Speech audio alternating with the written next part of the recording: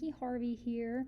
I am now the gifted lead at Dawson County Junior High after Amy Park left us last year. And I just want to go over a few things with you about our gifted program. Please know that if you ever have any questions related to the program itself, or any questions about the testing and eligibility process, or any questions about your gifted students, that you can contact me at any time. You see my email address here, and my classroom extension is 1825. So by the time students get to us here at the junior high, most of the gifted students have been identified. But if you do have any students in your classroom that you think have been missed somehow, or they're students who have transferred in and you're not sure about their gifted status, we do have a process for that here in our building. Just FYI, we also use winter map results as a universal screener to look for students who may have been missed in the testing process over the years now, and that's something that's new in recent years. This is a list that compares our high achievers, our bright students, to a true gifted learner. You've probably seen lists similar to this in the past, but this is just there for you if you ever have any questions about what you're seeing in students, to kind of know, should I go forth with a gifted referral.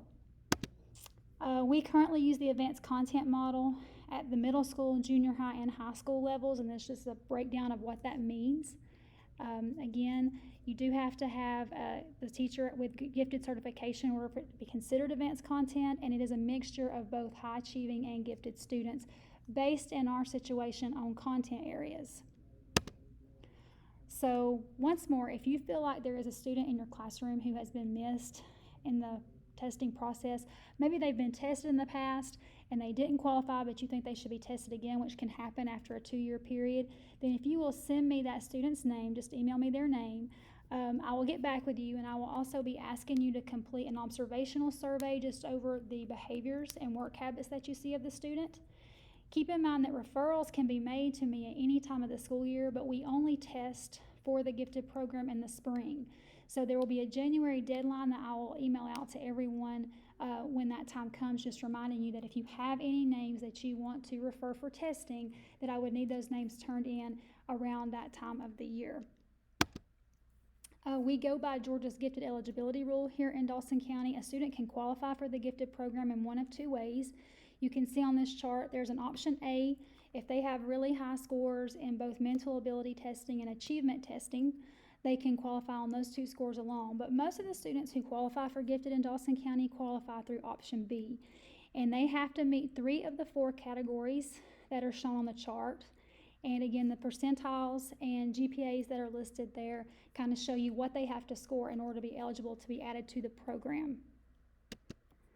As far as mental ability goes, we use the cognitive abilities test to determine that. As far as achievement goes, we now use MAP scores, and if we need to, we can also use the Stanford Achievement Test to test for achievement. As far as creativity goes, we use a test known as the Torrance Test of Creative Thinking that's actually sent out to be scored. And then for motivation, if we're dealing with 8th graders, we use a rating scale known as the Hawthorne Gifted Evaluation Scale. And for 9th graders, we use their GPA. And again, you can come back to this chart to see what they have to score to actually be put into the program. As far as continuation of services go, gifted students' parents are notified twice a year. At the beginning of the year, they're notified as to what courses they will be taking, how they're going to be served for the school year. At the end of the year, they're notified to let them know their child's progress in the courses. To continue in the gifted program now, students only have to have a 70 or above in the gifted courses. If they don't have an overall average of 70 or above, then we set up an SST where we meet with the parents and develop a plan of improvement to put forth some steps that the student needs to do to hopefully improve and get their grade back up to passing. The student's placed on probation for 1 semester, and we just have to monitor their progress and communicate with parents regularly about how they are doing in that class if they had a grade that fell below 70. I'll be reviewing all the gifted students' grades at the end of each semester, but again, if you ever have any questions or need help or assistance with one of your gifted students, by all means, please contact me.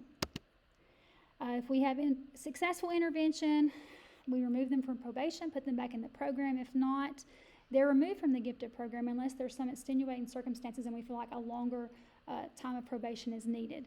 After 1 year, a student may petition to re-enroll in the gifted program, And if the SST agrees that they should be put back in, they are allowed back in on probationary status. And for students who may voluntarily withdraw from the program, if they choose to re-enter, they have to wait until the beginning of the next school year, and they also would re-enter on probationary status. So I hope this answers any questions you have about how we test for gifted and how we serve gifted students in our building. If it didn't and you have other questions, feel free to email me or call me at any time, and I hope you have a great day.